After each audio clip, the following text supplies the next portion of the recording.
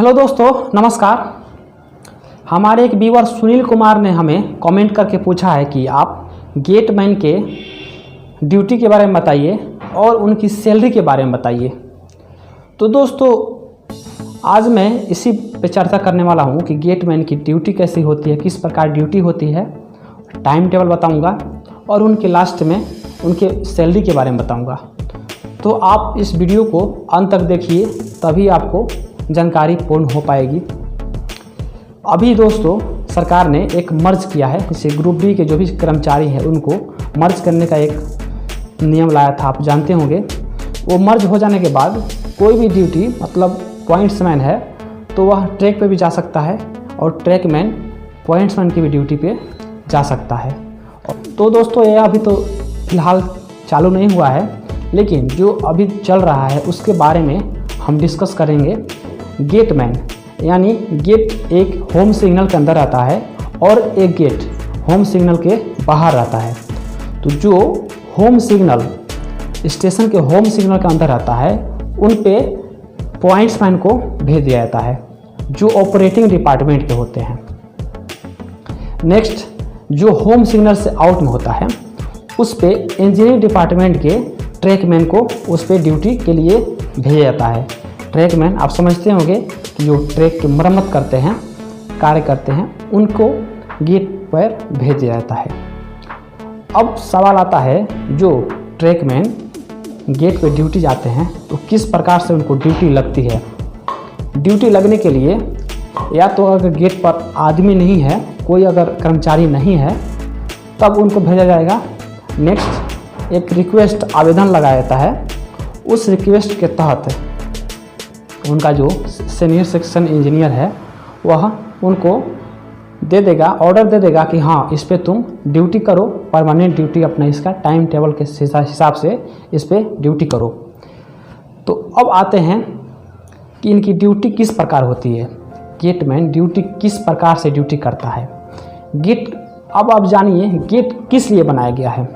Gate बनाया गया है ट्रैफिक को निकालने के लिए और जब गाड़ी आए तो उसको बंद करने के लिए।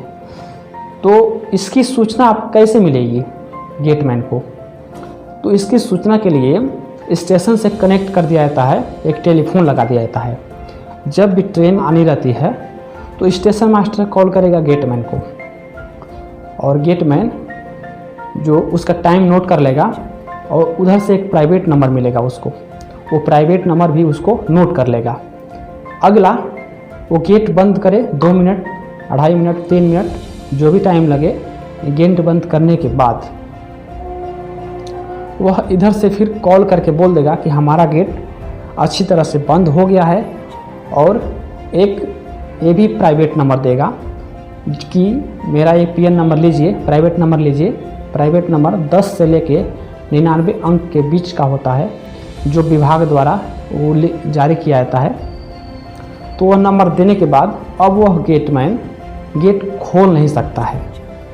जब PN नंबर गेटमैन दे दिया तो वो कभी खोल नहीं सकता है, आप कुछ भी कर लीजिए। यदि आप ज़बरदस्ती अगर कोई खुलवाता है उससे, तो या तो उसकी नौकरी जाएगी, या तो उस पर दुर्घटना हो जाएगी, या तो उसकी नौकरी जाएगी। तो इसलिए आपसे मेरा एक संदेश है कि गेट अगर बंद रहे तो आप कभी भी प्रेशराइज मत कीजिएगा, उसको कभी भी दबाव मत डालिएगा गेटमैन को गेट खोलने के लिए, ठीक है। नेक्स्ट, गेट अब बंद है, अब गाड़ी आने वाली है। गाड़ी आते समय दाहिने हाथ में लाल झंडी और बाएं हाथ में हरी झंडी आप देखे होंगे, खड़ा हो जाता है, ऐसे खड़ा होके ऐसे दिखाना पड़ता है। तो गाड़ी जाते समय उसको ध्यान क्या क्या देना पड़ता है। गाड़ी जाते समय उसको ट्रेन का जो पहिया होता है, चलते चलते वो कभी क्या होता है, धुआं देने लगता है, आग भी देने लगता है। तो वो सब पहिया का जो है ना, पहिया में ध्यान देना पड़ता है कि रात का अगर समय है तो उसको टॉर्च, वाइट टॉर्च देखे होंगे, वाइट टॉर्च जलाना पड़ता है।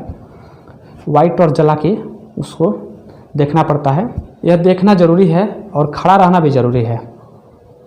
अगला, गाड़ी जाने के बाद पीछे आप देखे होंगे LV लिखा रहता है।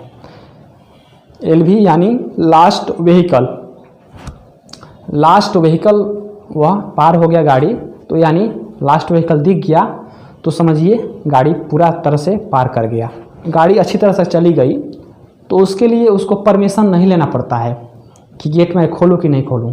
जब गाड़ी चली गई अच्छी तरह से, सुनिश्चित उसको हो गया कि हाँ गाड़ी चली गई, तो उसको परमिशन लेने की ज़रूरत नहीं है, वह गेट ओपन कर सकता है और ट्रैफिक को निकाल सकता है।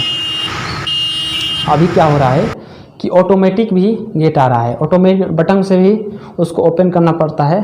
और बहुत पहले से आप देखे होंगे कि एक गेट होता है ऐसे हाथ से ऐसे ओपन करने वाला, और अभी तो थोड़ा सा तकनीकी आ रहा है, तो उसमें बटन के थ्रू भी गेट को ओपन किया जा रहा है।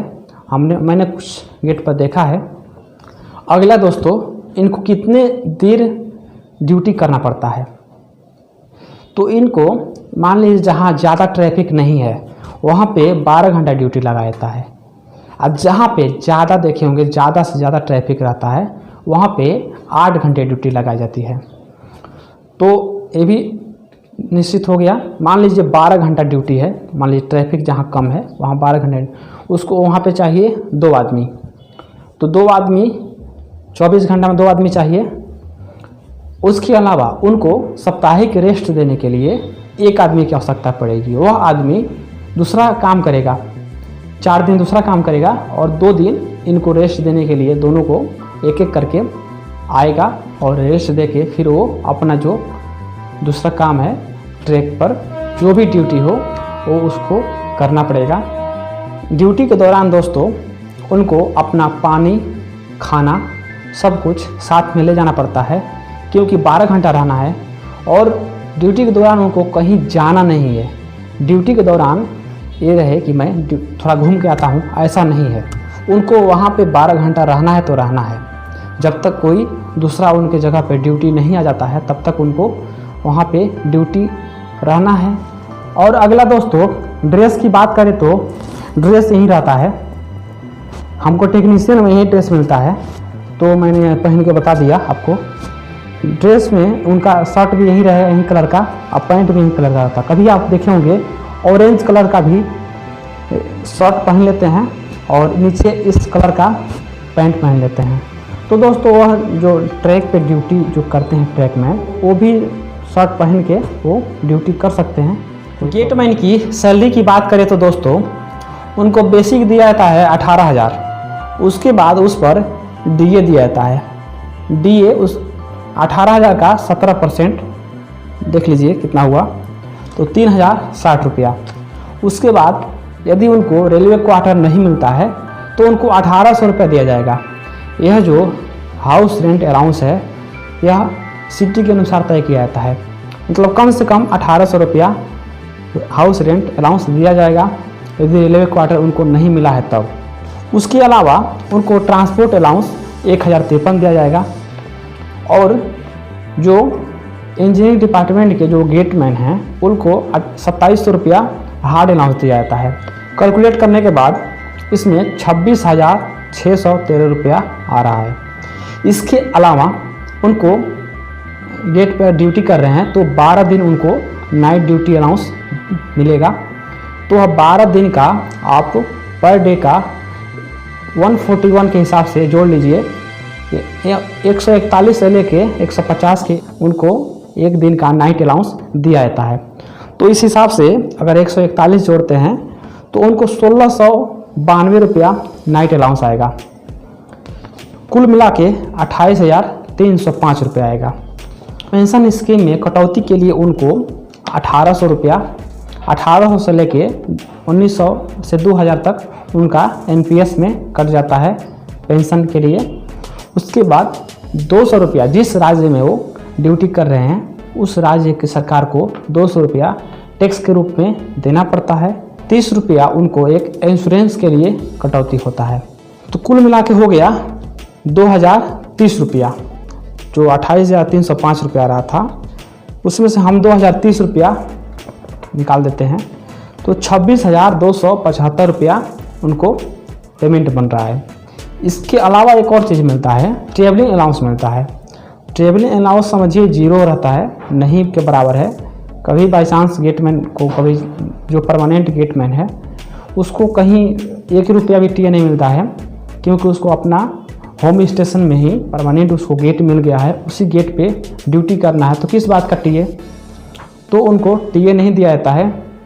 उसके अलावा यदि वह ट्रैक पर ड्यूटी करेगा 5, 10, 15 ऐसे उनको टीए बन सकता है, लेकिन जब वह फिक्स गेट परमानेंट गेट ले लिया है तो उनको को टीए मिलने का कोई चांस ही नहीं है।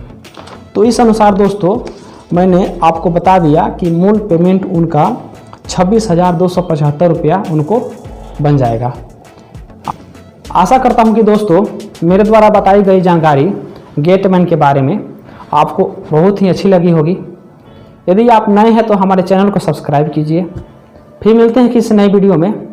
जाते जाते दोस्तों आप एक कमेंट बॉक्स में एक सवाल का जवाब दीजिए, किस किस ने जो 1 लाख की ग्रुप डी की भर्ती आई थी वो फॉर्म भरा है। आप नीचे कमेंट बॉक्स में लिखिए ताकि मुझे पता चल सके कि किसने भरा है। और फिर मिलते हैं किसी नई वीडियो में और नई जानकारी के साथ। जय हिंद, जय भारत।